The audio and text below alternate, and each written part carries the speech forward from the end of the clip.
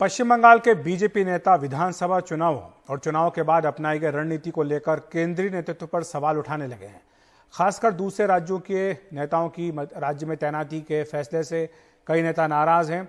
उनका कहना है कि 2019 में लोकसभा की 18 सीटें जीत कर देने वाले स्थानीय नेताओं पर भरोसा न करना पार्टी की गलती थी। इन सबके बीच बीजेपी उपाध्यक्ष मुकुल रॉय की टीएमसी में वापसी की अटकलें भी तेज हो गई हैं, क्योंकि कोलकाता में हुई बीजेपी की एक अहम बैठक से वो नदारद थे। हालांकि इस बैठक में शुभेंदु अधिकारी भी नहीं पहुंचे, लेकिन वो केंद्रीय नेताओं से मिलने दिल्ली आए हुए हैं।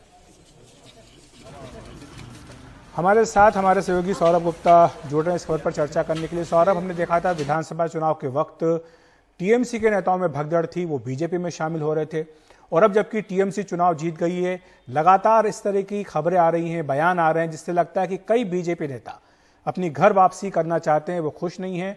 उन्हें लगता है कि बीजेपी का प्रदर्शन अच्छा नहीं रहा। और भी क्या कारण है, क्या हो सकता है आगे जाकर के जो 77 विधायक थे बीजेपी के जीत कर आए, उनकी संख्या आपको लगता है कि कम हो सकती है? देखिए, इस वक्त तो खबर जो है, जो माहौल है, इसमें लगता है कि बीजेपी के लिए कुछ जरूर प्रॉब्लम है बंगाल में, क्योंकि दो तीन चीजें हैं। एक तो जैसे आपने जिक्र की जिस बात की कि स्ट्रैटेजी उनकी क्या थी, जो यहाँ के स्थानीय नेता है उनका कहना है कि 2019 में हमने 18 सीट दी, लेकिन इस बार पश्चिम बंगाल के जो चुनाव हुआ इसमें बाहर से बहुत सारे नेता आ गए, वो यहाँ पे बैठ के स्ट्रैटेजी डिसाइड करने लगे।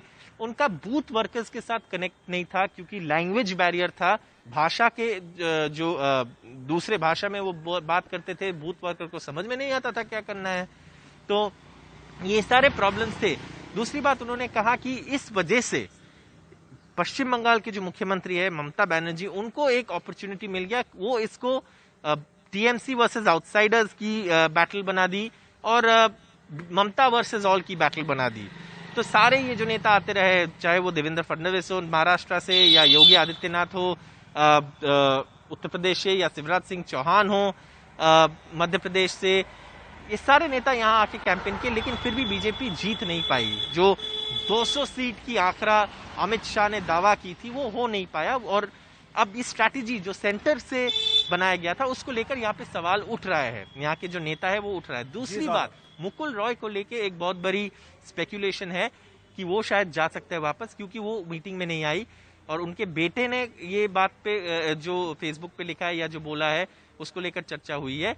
मुकुल रॉय अब तक कुछ नहीं बोले हैं। अभिषेक बैनर्जी से उनकी मीटिंग हुई है, जब अभिषेक बैनर्जी अस्पताल गए थे, मुकुल रॉय की वाइफ अस्पताल में है, और उसके बाद प्रधानमंत्री से भी मुकुल रॉय का बात हुआ है। लेकिन सौरभ, और प्रधानमंत्री ने भी फोन करके हालचाल पूछा था। बहुत बहुत शुक्रिया आपका इस तमाम जानकारी के लिए।